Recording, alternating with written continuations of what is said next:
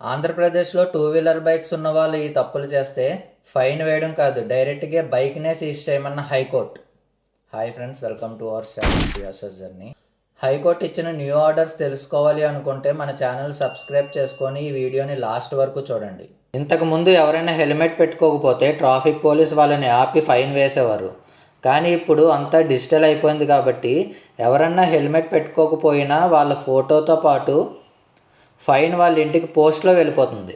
అయినా సరే 90% of the people హెల్మెట్ని పెట్టుకోవడం లేదు. వీళ్ళ వల్ల వాళ్ళ ప్రాణాలకే కాదు, ఇతరుల ప్రాణాలకు కూడా ఆపదున్నదని హైకోర్టు చెప్పింది. మనం రోడ్డు మీద చూసినట్టయితే చాలామంది వన్ వేలో డ్రైవ్ చేస్తారు, ఫోన్ మాట్లాడుతూ డ్రైవ్ చేస్తారు అండ్ త్రిబుల్ డ్రైవింగ్ కూడా చేస్తుంటారు.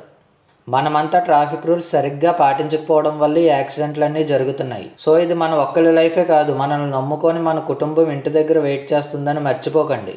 ఆంధ్రప్రదేశ్లో లాస్ట్ 3 monthsలో 660 మంది బైక్ యాక్సిడెంట్లో చనిపోయారని ఎవరికైనా తెలుసా?